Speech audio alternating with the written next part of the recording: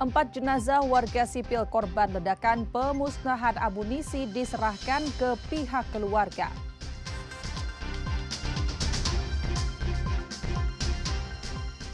Pondok pesantren di Sumedang Senin malam kemarin terbakar si jago merah.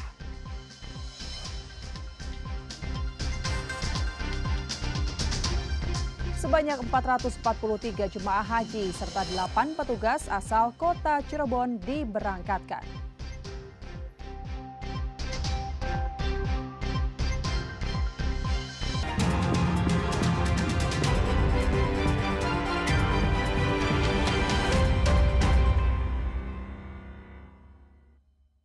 Selamat pagi saudara, selain ketiga informasi utama tadi, kami masih memiliki informasi menarik lainnya. Saya Ninda Destiani akan menemani Anda dengan berita independen terpercaya. Kita simak Kompas Jabar selengkapnya.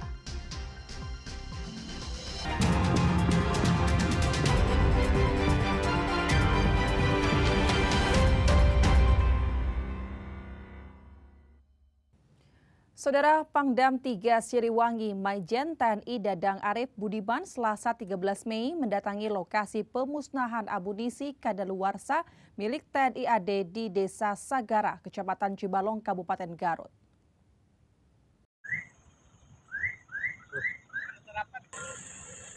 Dengan didampingi unsur Forkopimda Kabupaten Garut, Jawa Barat, Pangdam 3 Siliwangi Maijen TNI Dadang Arif Budiman langsung melihat kondisi terkini pasca ledakan pemusnahan amunisi kadaluarsa milik TNI AD.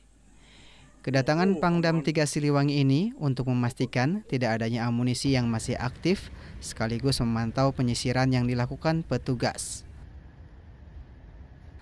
Tampak terlihat sejumlah kendaraan truk yang digunakan untuk membawa amunisi.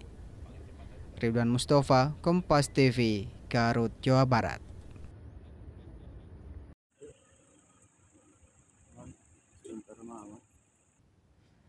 Pemakaman salah seorang korban dari ledakan pemusnahan amunisi dilakukan di Kampung Sukasantri, Desa Cinunuk, Kecamatan Cileunyi, Kabupaten Bandung. Pemakaman almarhum Mayor CPL Anda Rohanda dilakukan secara militer.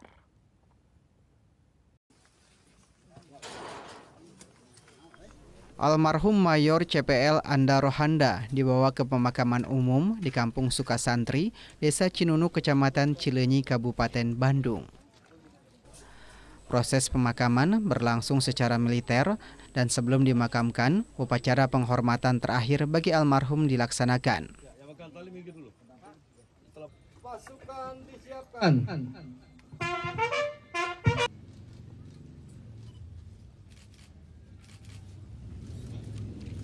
Lapor upacara pemakaman jenazah. Siap, dimulai. Lanjutkan. Suasana haru terlihat saat almarhum dimasukkan ke tempat peristirahatan terakhirnya. Selain pihak keluarga dan TNI, warga sekitar pun ikut mengantarkan almarhum Mayor CPL Anda Rohanda ke pemakaman. Menurut anak pertama almarhum, Khalis Fikri, dirinya terakhir bertemu ayahnya pada akhir bulan Februari lalu dan selalu berkomunikasi lewat telepon. Bapak orangnya gigih ya, disiplin, nggak pernah ngeluh juga. Ini nggak tahu kenapa tiba-tiba kejadian begitu cepat ya. Jadi saya dapat kabar hari Senin ya, itu jam 9:30 dapat kabar, tapi masih simpang siur.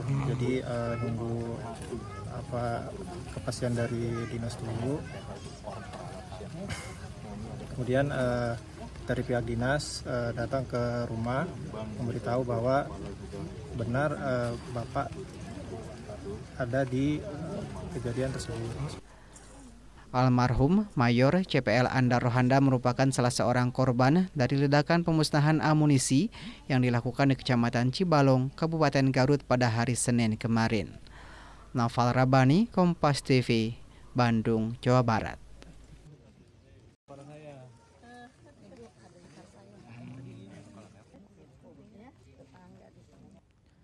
Setelah dilakukan proses identifikasi di ruang jenazah RSUD Pamengbek, Kabupaten Garut, 4 jenazah warga sipil yang menjadi korban ledakan pemusnahan amunisi tidak layak pakai diserahkan ke pihak keluarga Selasa malam kemarin. Tim DVI Bidokes Polda Jawa Barat bersama TNI berhasil mengidentifikasi 4 jenazah korban ledakan pemusnahan amunisi tidak layak pakai di Desa Sagara, Kecamatan Cibalong, Kabupaten Garut, yang merupakan warga sipil Selasa malam 13 Mei 2025. Keempat jenazah atas nama yaitu Agus Gustawan, Irfan Maulana, Anwar, Yusrijal. Menurut salah satu pihak keluarga mengatakan, pihak keluarga sudah mengikhlaskan kondisi keadaan jasad. Kalau yang Pak Toto, Pak Yusrijal, sama Pak Rustiawan, sama Irfan itu, jadi bikinnya itu satu lubang, tapi buat 4 orang. Itu memang sudah kesepakatan keluarga? Sudah kesepakatan keluarga sama warga yang ada. Berarti sudah menerima ya? Jadi tidak ada lagi tes DNA itu ya? Hingga kini belum diketahui pasti penyebab ledakan amunisi tidak layak pakai di Desa Sagara, Kecamatan Cibalong, Kabupaten Garut. Tim investigasi dari TNI masih melakukan penyelidikan. Ahmad Fadilah, Kompas TV, Garut, Jawa Barat.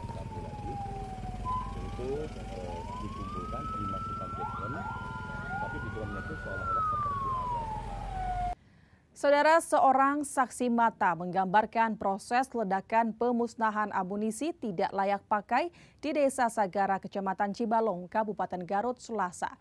Ledakan amunisi tersebut membuat 2 adik kandungnya meninggal dunia.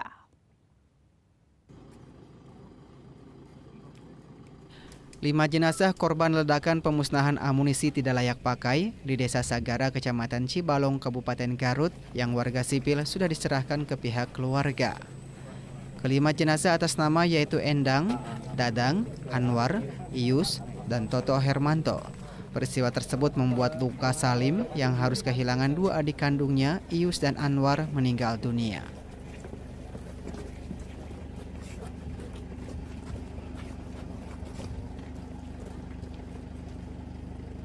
Saya baru datang, baru datang belum ngetiin kendaraan, belum Pak. Saya juga belum turun dari motor itu. Tiba-tiba itu udah meledak. Makanya saya kaget juga, kenapa ini bisa diledakkan, tapi TNI sama warga itu kan masih banyak di lokasi lagi nyari-nyari barang bekas yang diledakin tadi jam 9.30. Pak. Anak Akang itu? Adik saya, adik kandung itu 2. Itu sudah lama yang ikut satu mencari. Memang udah lama, udah berapa tahun kerja di situ, Pak.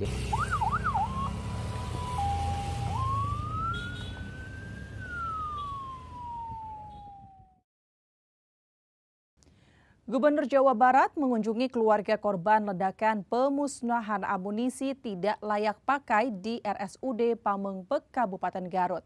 KDM pastikan akan menanggung biaya pemulasaran dan pemakaman serta memberikan santunan 50 juta per kepala keluarga. Gubernur Jawa Barat Deddy Mulyadi mengunjungi keluarga korban ledakan amunisi tidak layak pakai di Garut, Jawa Barat. Selain menyampaikan bela sungkawa kepada keluarga korban, Gubernur juga menyampaikan akan bertanggung jawab kepada anak-anak korban yang belum menikah, termasuk biaya keseharian dan pendidikannya sampai di jenjang kuliah.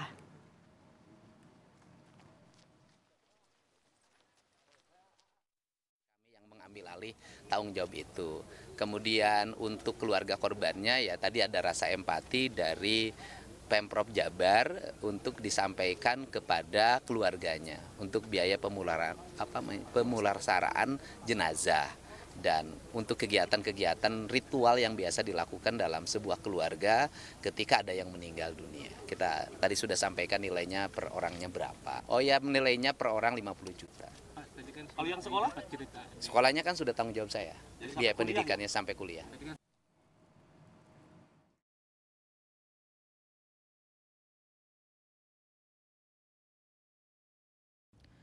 Sesosok bayi ditemukan warga di sebuah bendungan air Sukabumi. Informasinya akan hadir selengkapnya usai jeda.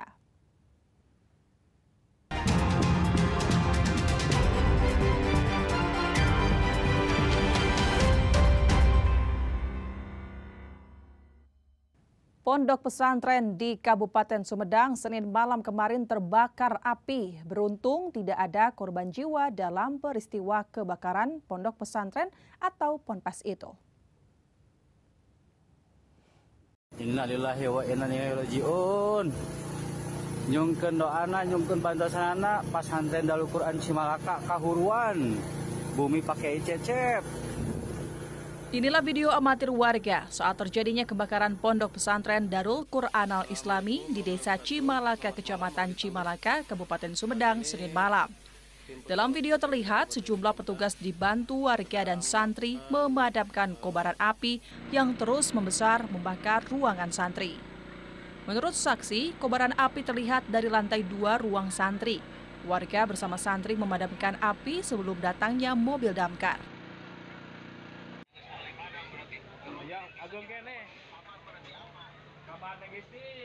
Saya kelihatan itu saya lagi jaga warung di sana, saya mau lihat api gitu kan.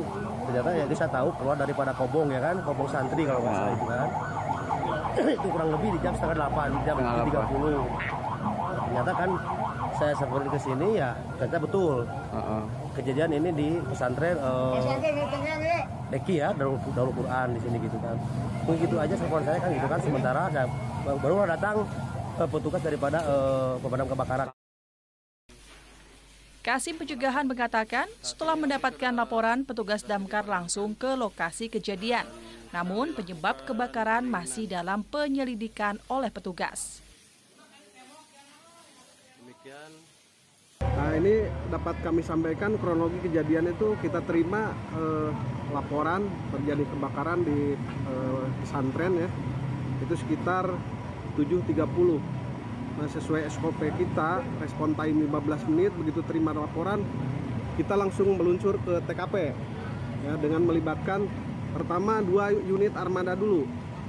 Nah, selanjutnya setelah situasi di lapangan memerlukan tambahan unit, kita kerahkan 2 unit armada lagi. Beruntung, peristiwa kebakaran ini tidak memakan korban baik luka maupun jiwa. Fadlianto Sugiono, Kompas TV, Sumedang, Jawa Barat.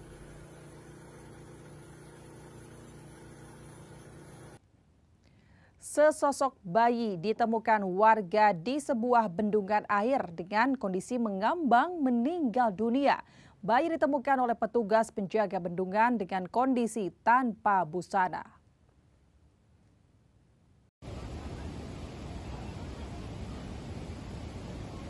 Warga kampung Gebakan Desa Tenjojaya, Kecamatan Cibadak, Kabupaten Sukabumi menemukan seorang bayi mengambang di sebuah sungai dan menyangkut di sebuah bendungan waterkerah Cibadak.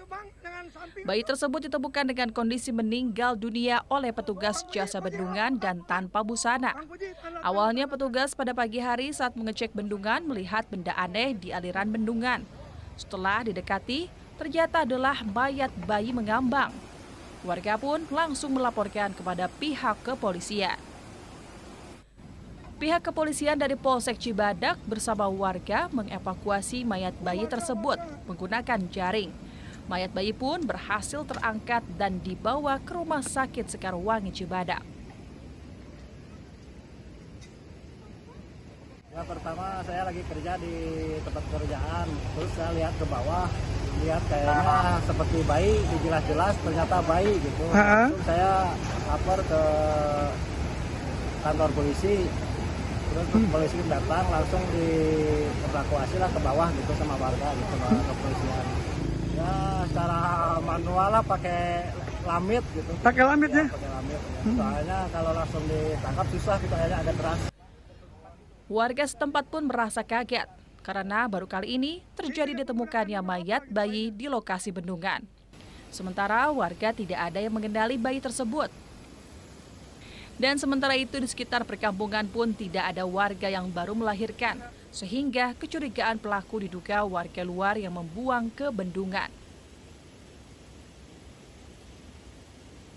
kaget sekali, Mas. Soalnya masa sih anak bayi gitu ya dibuang. Ya kalau saya sebagai seorang ibu ya kaget banget.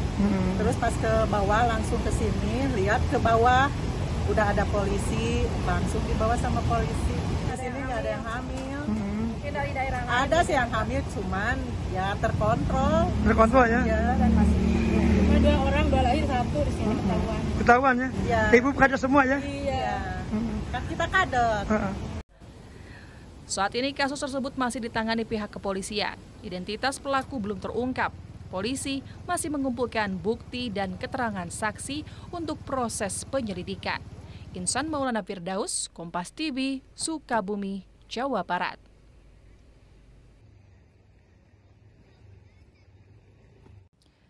Jelang Idul Adha, penjualan sapi kurban di Purwakarta alami peningkatan. Informasinya akan hadir sajadah. Tetap bersama kami di Kompas Jabar.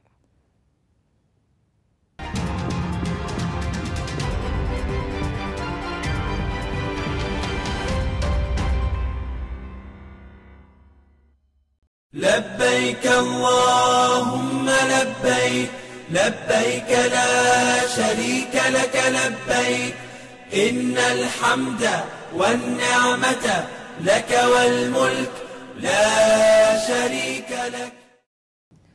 Sebanyak 443 jemaah haji serta 8 petugas asal kota Cirebon diberangkatkan pada Senin siang kemarin. Mereka akan berangkat ke Tanah Suci melalui Bandara Kertajati.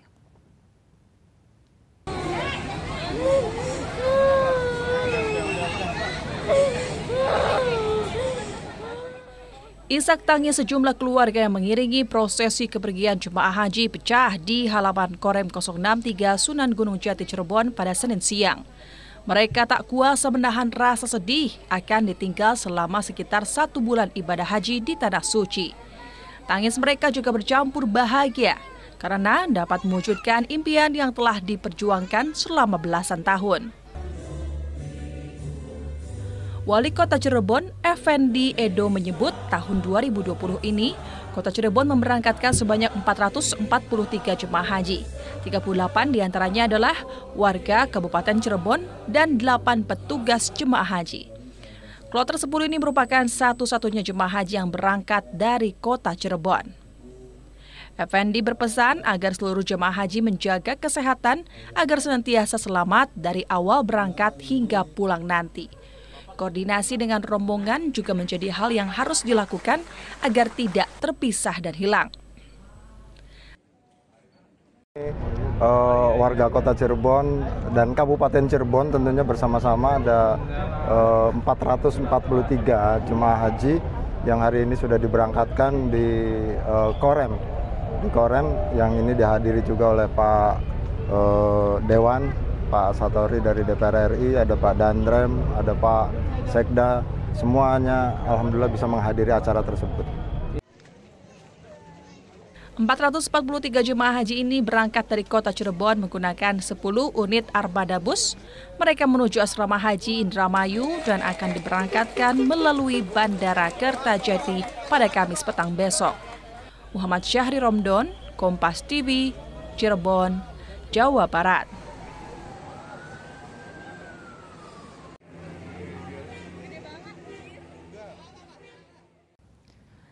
Jelang Idul Adha, penjualan sapi kurban di Pasar Hewan Ciwareng, Purwakarta alami peningkatan.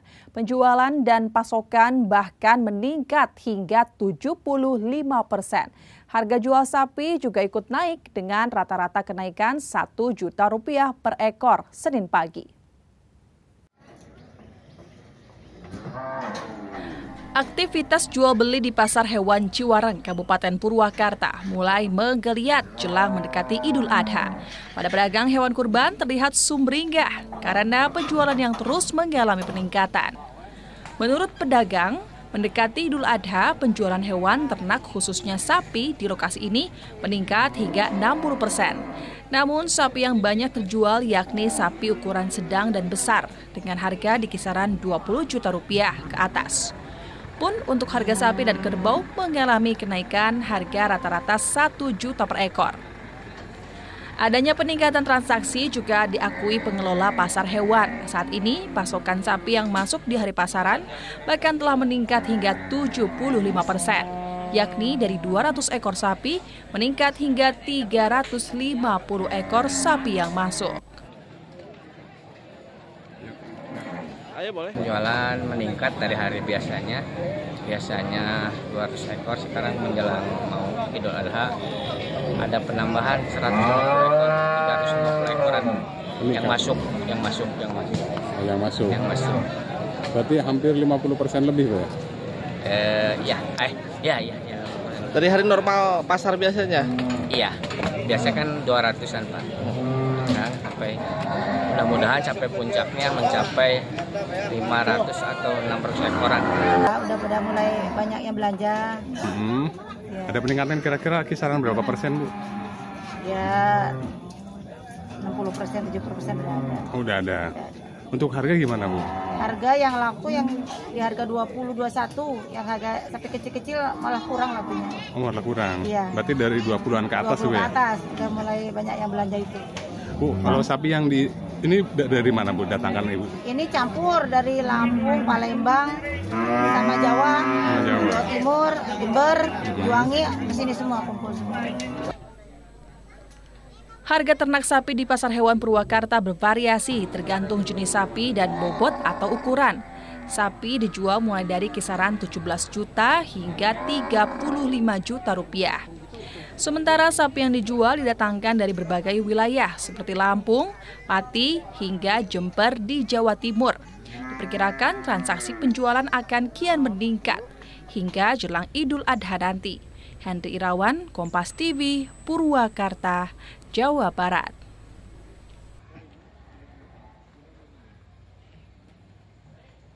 Labbaik Allahumma labbaik, labbaik la sharika lak labbaik, innal hamda wan ni'mata lak wal mulk la sharika lak.